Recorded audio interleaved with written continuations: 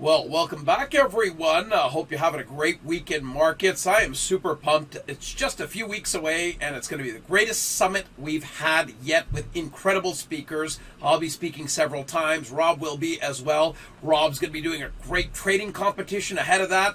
We're super excited for him on that and for all of us as well. Let's get into the markets right now, and I'm going to take you into a daily candlestick chart layout of the S&P E-minis. So let's go zoom in there right now. You can see some colorful backgrounds over here. Just think about them as we're in hot water or we're in green pastures. And as you can see, the market, after the move from the back end of December, completed and got us up into the highs that we saw in early February, late January.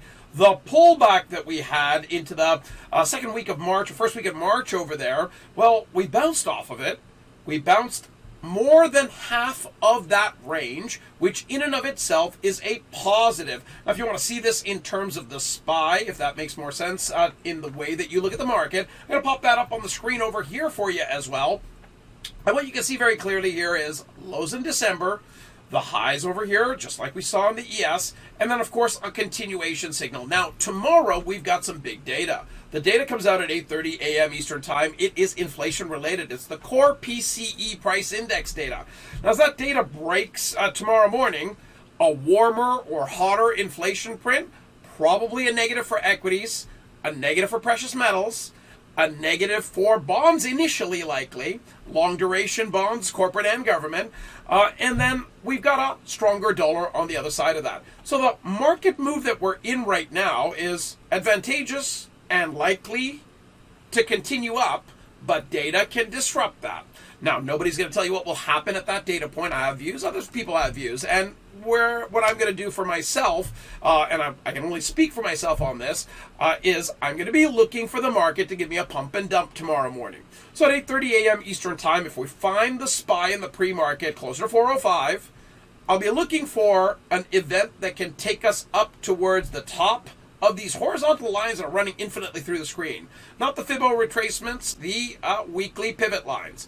Now I'll be looking for a move that can take us up into that territory, and shortly thereafter, pull right back down. Now, why am I supporting that as an outcome? Well, there's a lot of technical tools we can point our eyes to get a sense of how much gas there is in the tank. And of course, the incredible work that Rob has done over his career, multi-decades, developing technical tools that can help with decision making. Well, his ITP toolkit, his TRP toolkit, on a 4-hour time frame chart still affords us another potential move higher. And that potential move higher may run into news and be expunged. News can do that.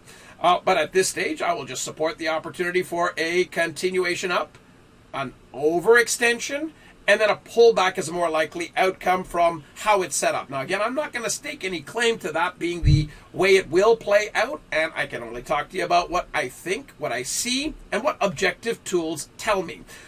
Watch tomorrow morning the dollar.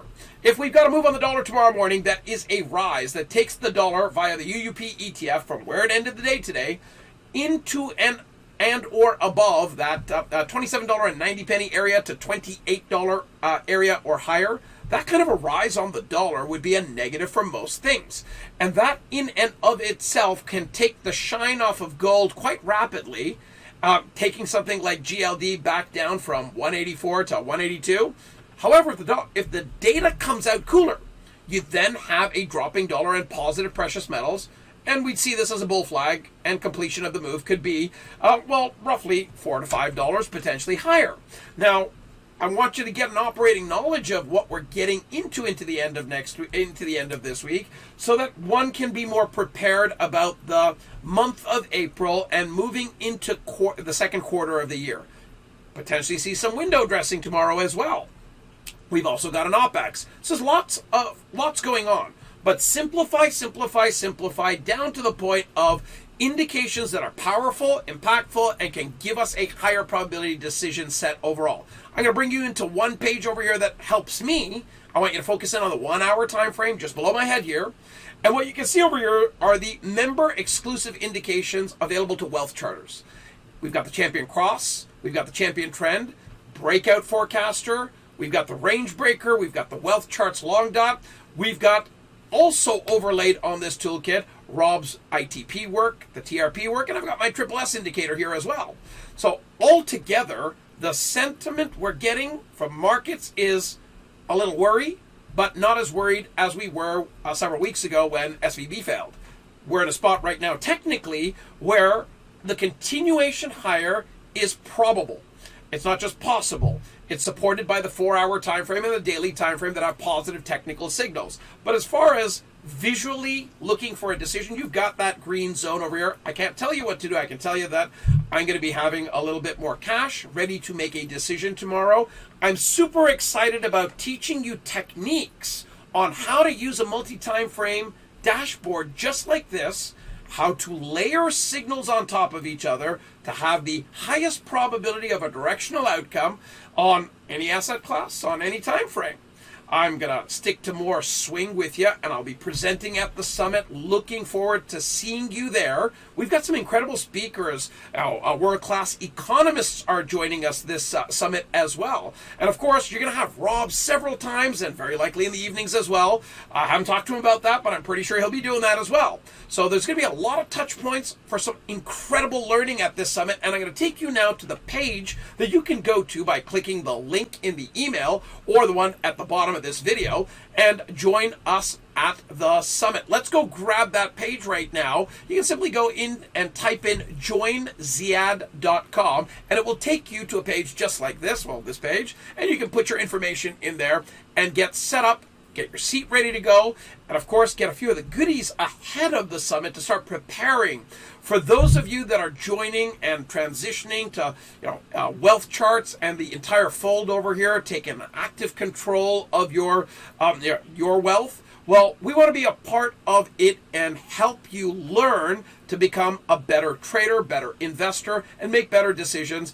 And that number one goal, we hope to make a giant leap forward over the next several weeks from the summit and onwards. I hope you enjoyed this video. Stay safe out there. Tomorrow at 8:30 a.m. Eastern Time, it is data.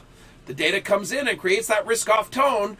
We could see a move anywhere between $3 to $5 down on the SPY from where it is. Statistically, it's available. Let's take it in a measured sense and get a sense of the open and direction from there. My view is take good care. A pump up has a higher probability to be pulled down by negative data, and we've got to keep our eyes open for that. Rob's going to be doing up a video on his thoughts. He's been so busy with the summit. He's going to be releasing something that you folks have been waiting for the last 2 years. So some big announcements coming out at the next summit. It's a do not miss event from the comfort of your home. Looking forward to seeing you there. Go to joinziad.com now and get your seat and register for the summit. We'll see you there. Have an incredible rest of your day. Bye for now.